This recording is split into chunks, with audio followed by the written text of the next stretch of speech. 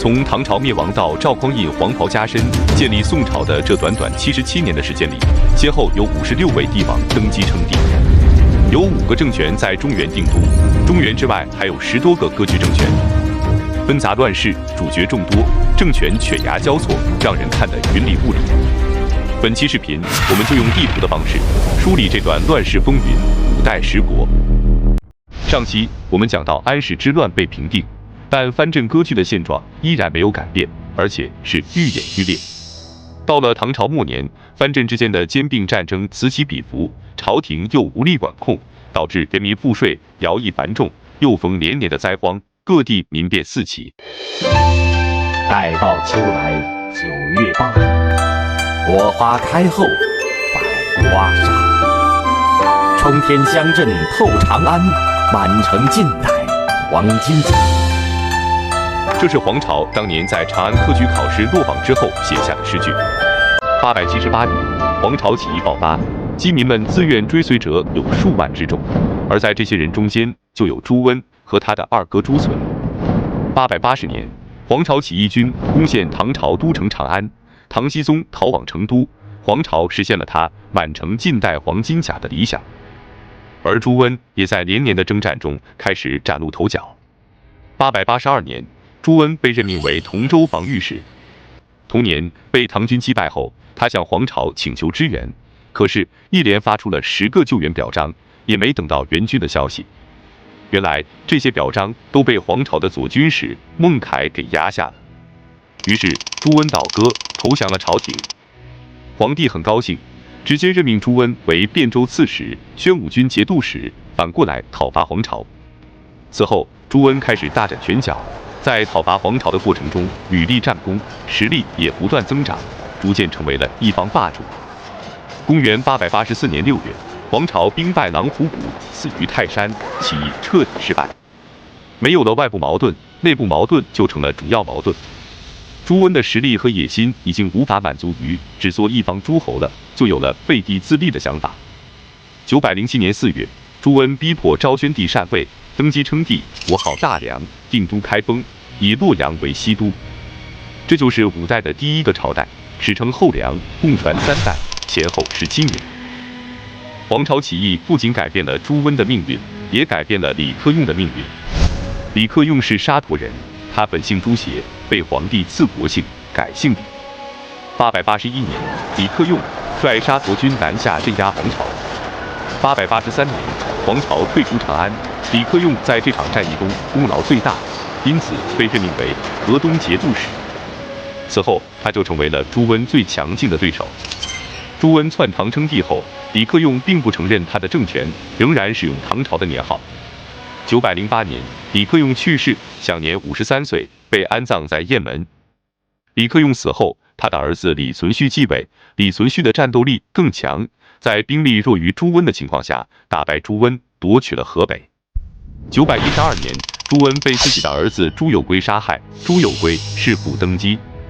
923年，李存勖在魏州称帝，沿用唐的国号。同年底，李存勖灭掉后梁，定都洛阳。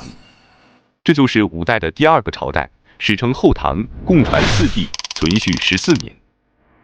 李存勖手下有一名大将，颇受李克用养子李嗣源的器重，并把女儿嫁给了他。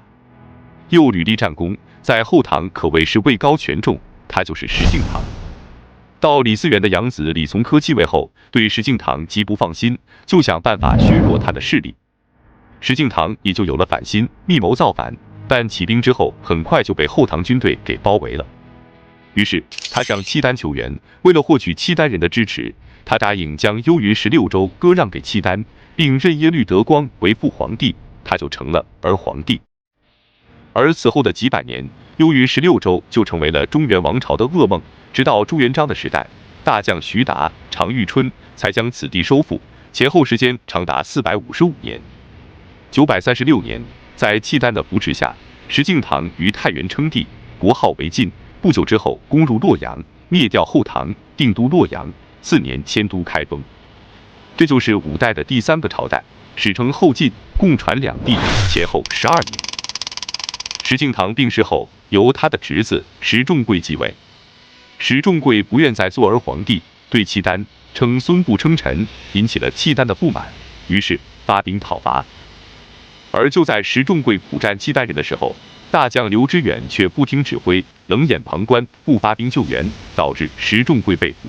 耶律德光在汴梁称帝，改国号为大辽，后晋灭亡。但契丹军队到处烧杀抢掠，激起了中原人民的反抗。耶律德光无力维持中原的统治，匆忙率军北撤。契丹人撤走后，中原就没有了主人。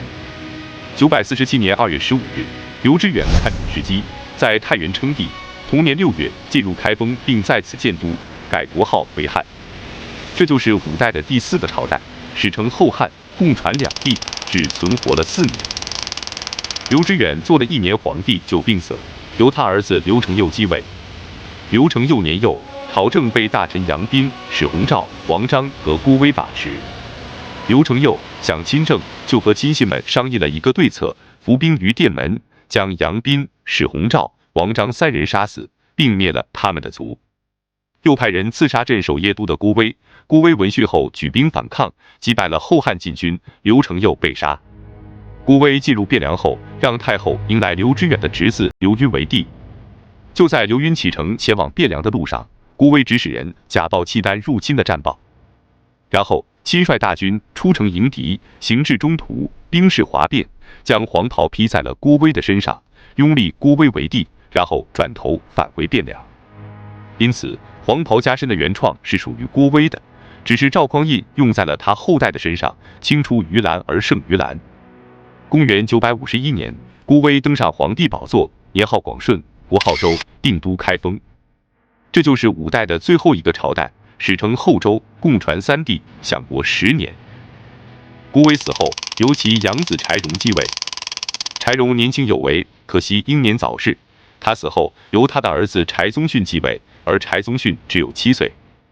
960年正月初1，后周朝廷突然接到辽和北汉联兵入侵的战报，于是命令赵匡胤率领禁军前往迎敌。正月初2夜，大军驻扎在距离开封东北20公里的陈桥驿。在赵匡胤和亲信赵普的授意下，将士们将一件事先准备好的黄袍披在了假装醉酒刚醒的赵匡胤身上，拥立他为皇帝。正月初4，柴宗训宣布禅位，赵匡胤登基称帝，建立宋朝，定都开封。至此，五代彻底结束。那么十国是怎么回事呢？5个中原王朝都是小朝廷，没有一个能完成大一统的，所以同时期在中原之外还存在着很多的割据政权，其实不止10个，统称为10国。